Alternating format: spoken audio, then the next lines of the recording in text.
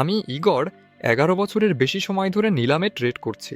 আজ আমি আপনাদেরকে আমার কোটেক্স ব্রোকারে ট্রেডিং সেশন দেখাবো। আমরা সাপোর্ট ও রেজিস্ট্যান্স লেভেল অনুযায়ী ট্রেড করব। মূলত এটাই আমার প্রধান ট্রেডিং পদ্ধতি। আজ আমরা $25 পরিমাণ এবং 5 মিনিট এক্সপায়ারির সময় নিয়ে ট্রেড করব। আমার আগের ট্রেডিং সেশনটি লোকসানে শেষ হয়েছিল, তাই আমি আশা করছি এবার আমি সেই ক্ষতি পুষিয়ে নিতে পারবো। চার্টের পরিবর্তন ও ট্রেড এন্ট্রির জায়গা দেখুন, যেমন কানাডিয়ান ডলার বনাম জাপানি ইয়েন। আমি একটি বাই ট্রেড ওপেন করব। এখানে আমাদের সাপোর্ট জোন রয়েছে, জোনটি স্পষ্টভাবে দেখা যাচ্ছে।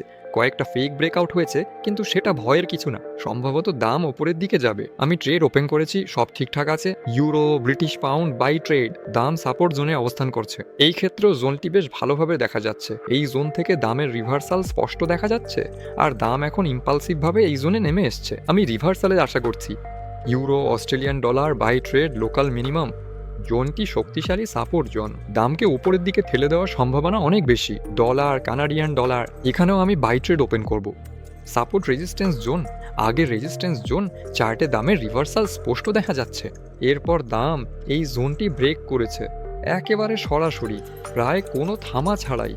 পরে আবার ফিরে এসে কনফার্ম করেছে, আর এখন বাই ট্রেড ওপেন করা যায়। তো অস্ট্রেলিয়ান ডলার, আমাদের দাম বাড়ছে।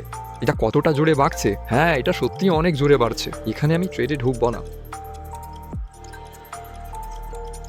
ব্রিটিশ পাউন্ড, আমেরিকান ডলারে আমি একটু রিস্ক নিয়ে ট্রেডে ঢুকবো। এখানে আমাদের 1 ঘন্টার চার্টে এটা খুবই কম্প্যাক্ট চার্ট। একটা ওপরের সীমা আছে, একটা নিচের সীমা আছে, আর মূলত দাম এখনও সাইডওয়ে চ্যানেলে চলছে। ইউরো, ডলার, চলুন এটাতেও একটা ট্রেড ওপেন করি। আর এটা হবে ডাউন ট্রেড। এটাই আমাদের সাপোর্ট রেজিস্ট্যান্স জোন। এখানেই দাম ঘুরে দাঁড়িয়েছিল। 6টা ট্রেড ওপেন করা হয়েছে। দেখি অন্য চার্টে কিছু আছে কিনা। থাকলে আরেকটা ট্রেড ওপেন করি। যেমন উদাহরণস্বরূপ অস্ট্রেলিয়ান ডলার, জাপানি ইয়েন। দাম আগের ব্রেক করা সাপোর্ট জোনে ফিরে এসেছে। এখন এটা রেজিস্ট্যান্স জোন। এই জোন থেকে অনেকবার দাম ঘুরে গেছে। এখানে আমি ডাউন ট্রেড ওপেন করছি। ব্রিটিশ পাউন্ড, অস্ট্রেলিয়ান ডলার, আমার মনে হয় এটাও খুব ভালো একটা সিচুয়েশন। লোকাল মিনিমাম, এই জোন থেকে সত্যি অনেকবার দাম ঘুরে গেছে, ট্রাই করা উচিত। আসলে সব শেষ, 8টা ট্রেড ওপেন করা হয়েছে। চলুন দেখি আসলে আমাদের কি হচ্ছে। ইউরো, ব্রিটিশ পাউন্ড ও ডলার মাইনাসে থাকলেও দাম কিছুটা বেড়েছে। কানাডিয়ান ডলার ও ইয়েন, এখানে ট্রেডটা প্লাসে আছে। ইউরো, ব্রিটিশ পাউন্ড, এটাও একটু প্লাসে।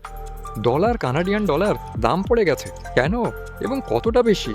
হ্যাঁ, এখানে সঙ্গে সঙ্গে ডুপ্লিকেট করতে হবে। অস্ট্রেলিয়ান ডলার, ইয়েন, এখনই কিছু বলা তাড়াতাড়ি, কিন্তু ট্রেডটা আপাতত প্লাসে আছে। ব্রিটিশ পাউন্ড, অস্ট্রেলিয়ান, এইমাত্র ট্রেড ওপেন করলাম, আর দাম অনেকটা সরেছে। কতটা বেশি? এখানে লোকাল মিনিমাম আছে। আশা করছি দাম বাড়বে, তাই ট্রেড ডুপ্লিকেট করছি। তাহলে এখানে ব্রিটিশ পাউন্ড, আমেরিকান ডলার, এখানে দাম একটু কমেছে। সব মিলিয়ে আমাদের 10টা ট্রেড ওপেন আছে। ঠিক আছে, এখন ক্লোজ হওয়ার অপেক্ষা করব।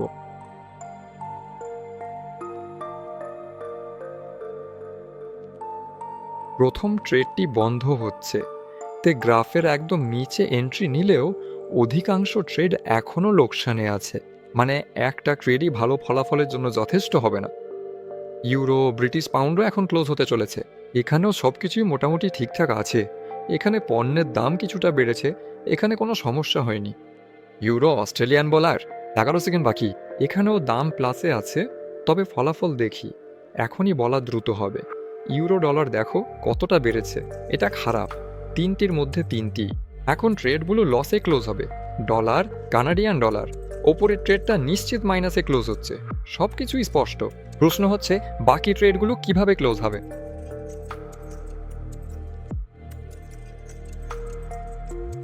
ব্রিটিশ পাউন্ড, ডলার, 5 সেকেন্ড বাকি, দাম পড়ে গেছে।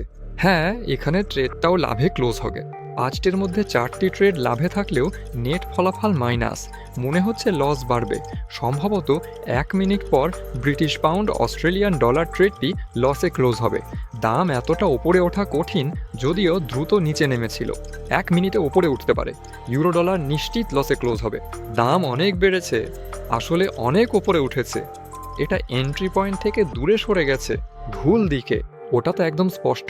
অস্ট্রেলিয়ান ডলার, জাপানি ইয়েন, এখানেও 10 সেকেন্ড বাকি, আর দুঃখজনকভাবে দাম আমার জন্য ক্ষতির জোনে আছে।